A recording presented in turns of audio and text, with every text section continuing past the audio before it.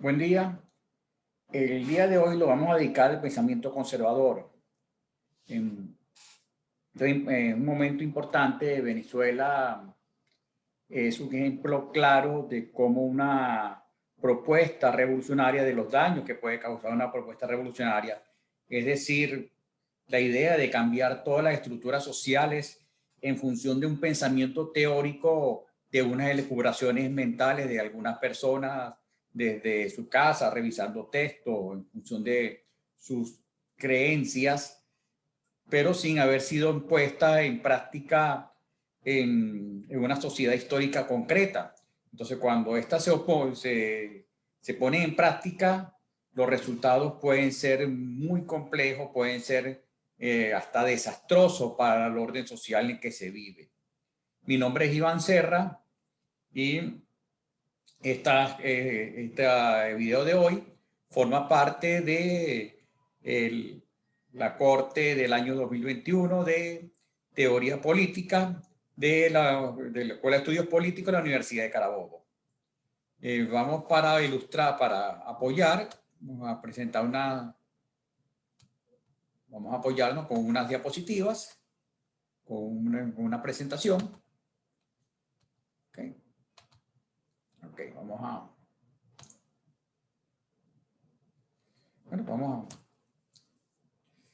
el pensamiento conservador nace o tiene como fundador a Edmund Burke.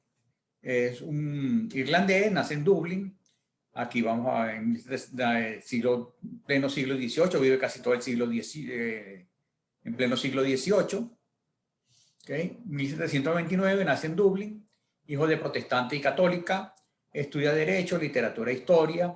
En 1750, ya con 21 años se traslada a Londres, escribe La Inquisición filosófica sobre el origen de nuestras ideas de lo bello y lo sublime, un libro de estética que parece que es bien recibido.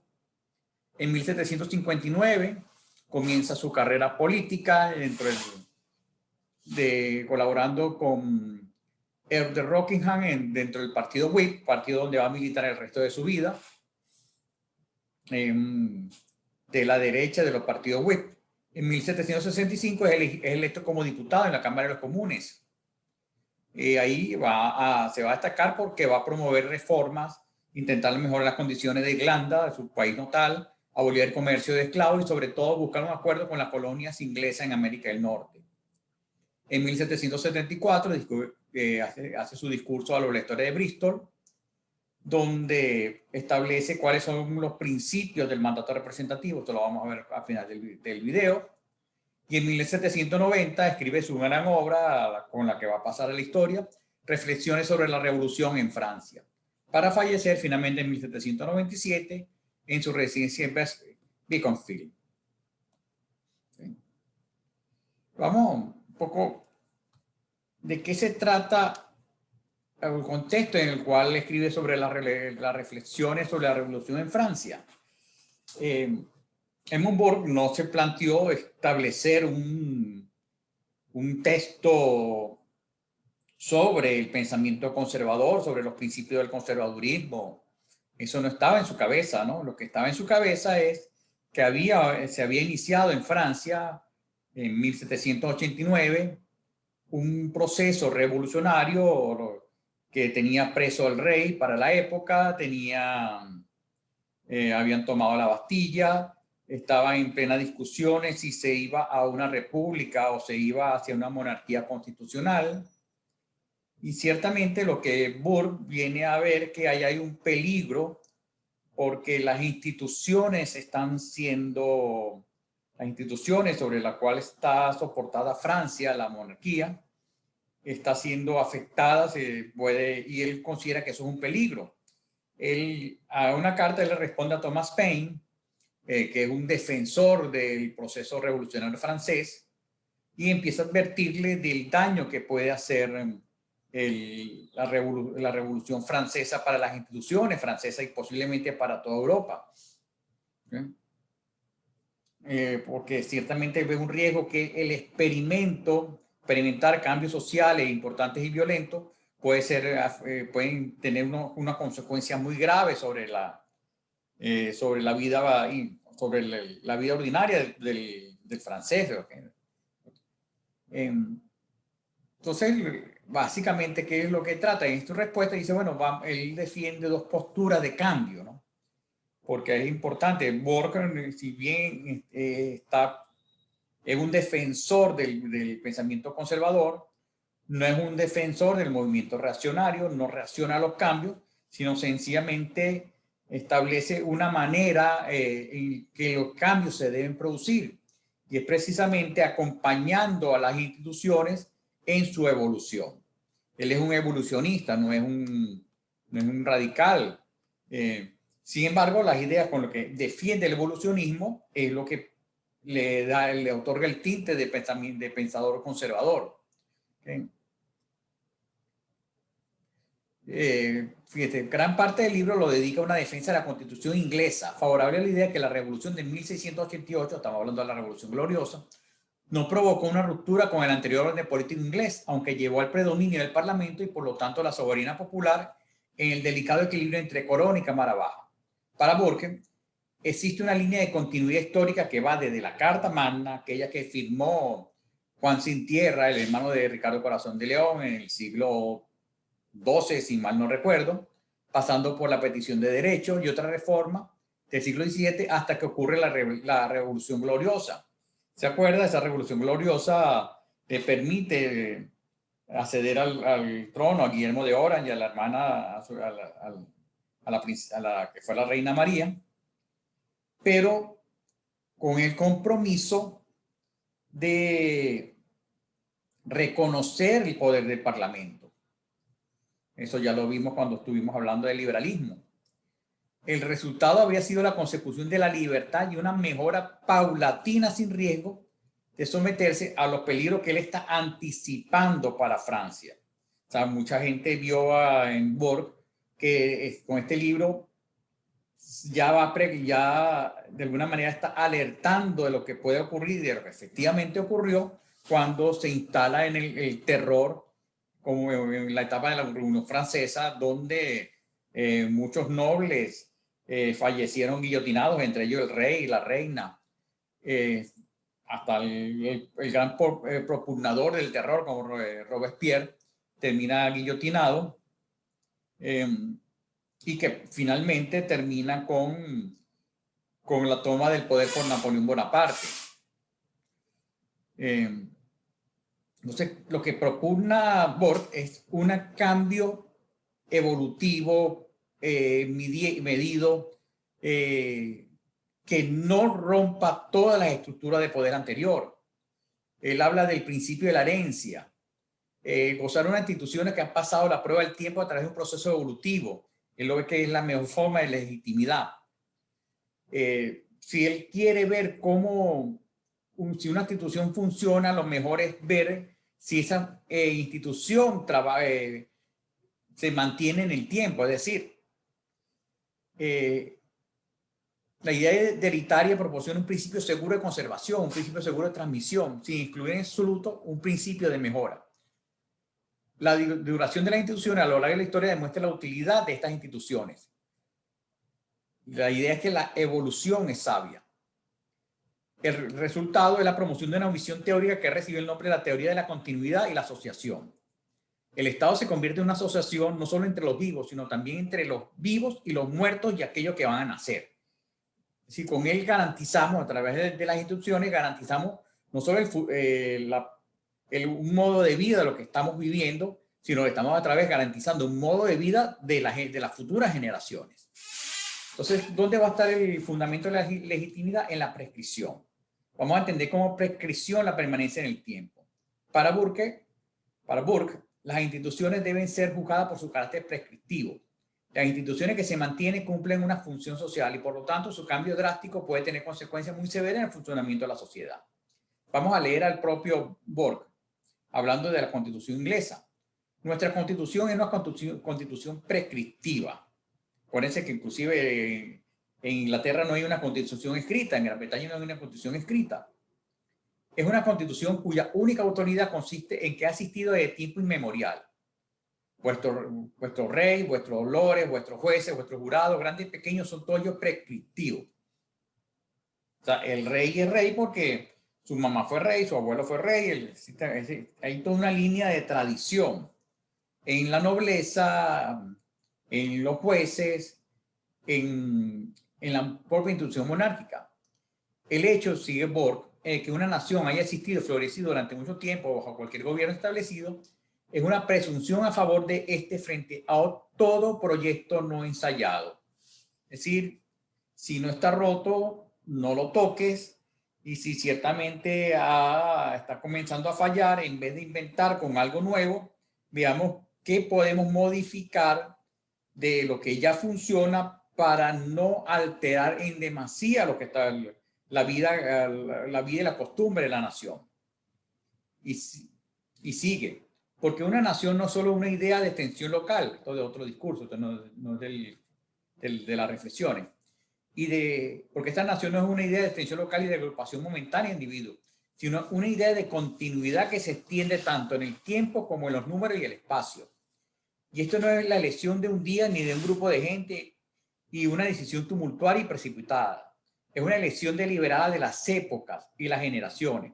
Es una constitución hecha por lo que es 1000 veces mejor que la elección por las peculiares circunstancias, ocasiones, temperamentos, disposiciones y hábitos morales, civiles y sociales del pueblo, que solo se llega en un largo espacio de tiempo. Dice Burke, el individuo es estúpido, la multitud es por el momento estúpida cuando actúa sin deliberación, pero la especie es prudente y si se le da tiempo, en cuanta especie obra bien. Es decir, no dejemos al arbitrio de una decisión tumultuosa, apresurada, las manera como convive la ciudadanía, como convive. Estas han sido construidas durante mucho tiempo y la gente se acostumbra a eso. Entonces el tiempo es la mejor forma. Evidentemente es un pensamiento anti-ilustrado. La ilustración precisamente de la Revolución Francesa es una muestra clara de lo que es la ilustración. Si a algunos genios se le ocurre a través del conocimiento científico, la innovación tecnológica, de lo que va consiguiendo a través de la observación, cuál debe ser el mejor modo de vida, y los pone como una propuesta política. ¿Okay? Burke dice lo contrario: más que ver modelos teóricos, ver abstracciones, lo que debemos ver es la historia, es ver cómo las organizaciones, cómo las personas se han empezado a adaptar, han creado instituciones que las que no sirven fenecen y las que sirven se mantienen. Es un crítico contra la idea de los derechos del hombre. El hombre es como diría un filósofo del siglo XX, de acuerdo a sus circunstancias. Ustedes pueden decir, bueno, ¿y la institución de la esclavitud? ¿Él estaría de acuerdo con la institución de la esclavitud? Bueno, posiblemente no. Lo que no estaría de acuerdo es sencillamente acabar con la institución de la esclavitud por un decreto, porque uno no sabe cuáles van a ser las consecuencias de la abolición de la esclavitud. Bueno, ya gracias a Dios pasó el siglo XIX en América y estas instituciones cambiaron sin mayores traumas, ¿no? Pero eso es lo que alerta Borgen, que no creo que está hablando creo que su texto no habla específicamente de la institución de la esclavitud. Esto lo pongo yo. Lo que pasa es que como un ejemplo extremo de lo que está alertando el pensador irlandés. Para Burke importa más, por tanto, lo que se quiere conservar, la monarquía, la propiedad, la religión y su papel en el Estado, las convicciones adquiridas a lo largo del tiempo, que aquello a lo que se aspira a una perspectiva ahistórica y racionalista, es decir, porque a alguien se le ocurrió que debe ser, ¿no?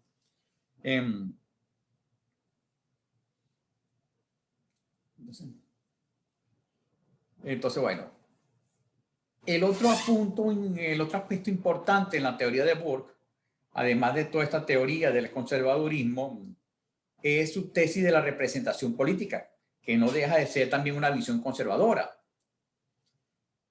Burke desarrolla una particular teoría de representación política donde destaca el papel del representante sobre el representado. Es decir, hay una idea de que el que sabe, el que conoce es el representante. El representado lo que tiene que ser es sabio a la hora de escoger quién lo va a representar. Entonces dice que si bien un diputado representa los intereses del pueblo, este no sabría instrumentar su deseo. Es decir, no es que el pueblo va a mandar a través del representante. Esto le corresponde al legislador. El pueblo lo que hace es elegir bien.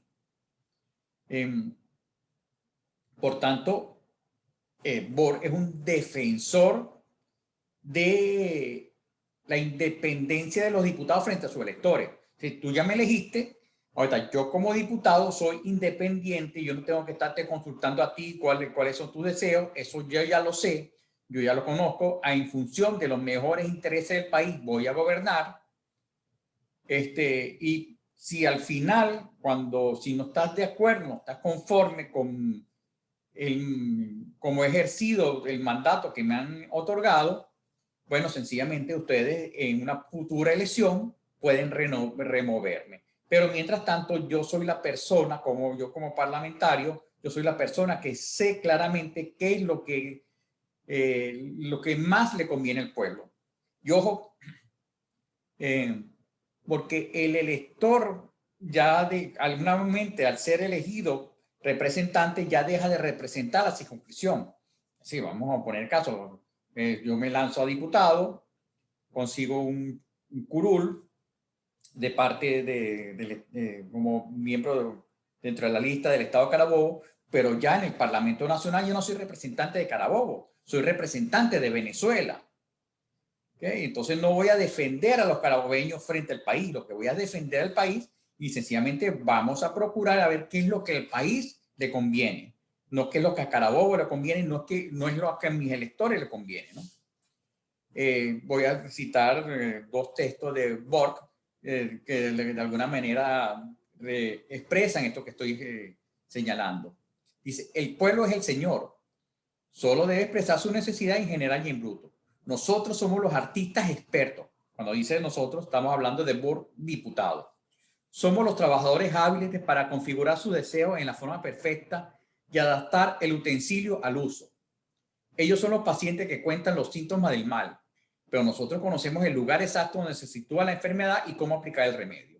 Es decir, los electores dicen de qué adolece y serán los parlamentarios buscar la norma que debe procurar la cura. No son los electores los que van a decir la norma. Estos son los diputados. El Parlamento no es un congreso de embajadores con intereses hostiles y diferentes. Es decir, no es con Carabobo contra Aragua, o Distrito Federal contra Táchira, o Zulia contra Monagas.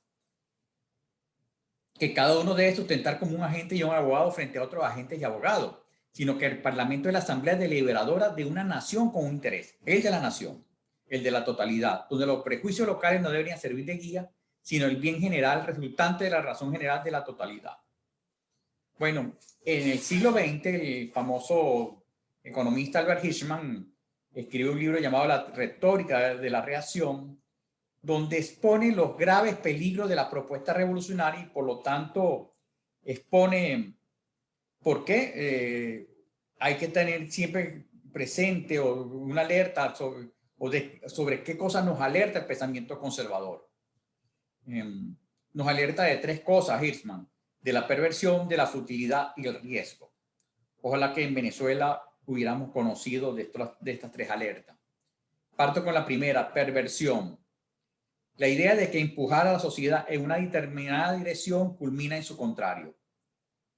Es decir, queremos ser un pueblo libre y terminamos siendo un pueblo esclavo. Queremos un pueblo más próspero y terminamos siendo una nación arruinada. Queríamos más democracia y terminamos viviendo bajo un régimen dictatorial. Este es el principio de la perversión. El principio de la futilidad es que los cambios que proponemos al final no conducen a nada. Es decir, vamos a romper con una élite, pero sencillamente siempre va a haber una élite mandando, y esto ya lo establecieron los pensadores de élite, Gaetano Mosca, Wilfredo Pareto, Robert Mitchell, que siempre va a haber una élite mandando. Entonces, el tratar de imponer una perspectiva popular, de mandato popular, al final, desde una vía revolucionaria, al final se va a quebrar contra la realidad, que al final siempre va a ser unos pocos los que van a terminar tomando las decisiones. Es decir, es una acción fútil. Y el riesgo, es decir, el imponer una marcha de revoluciones democráticas o sociales, pueden poner en peligro otros bienes importantes. Por ejemplo, imponer una revolución socialista puede ir en desmedro de libertades individuales y derechos de propiedad. La intervención de la economía para procurar un mejor estado de bienestar puede llevar a una disminución de los incentivos a la competitividad de la productividad y por lo tanto creando una economía mucho más pobre. Bueno, como termino alertando, ojalá que en Venezuela hubiéramos leído a Albert Hirschman y hubiéramos visto sus advertencias sobre los peligros de la revolución, porque ciertamente en Venezuela estamos sufriendo lo que se hizo llamar un movimiento revolucionario que cambió toda la estructura del poder y que hoy, 21 años después, tiene como consecuencia una Venezuela total y absolutamente arruinada y viviendo bajo los principios, y lo digo sin ningún resquemor, de un régimen autoritario. Bueno, hasta aquí la próxima clase, ya este video. En los próximos estaremos hablando ya de la teoría política del siglo XX.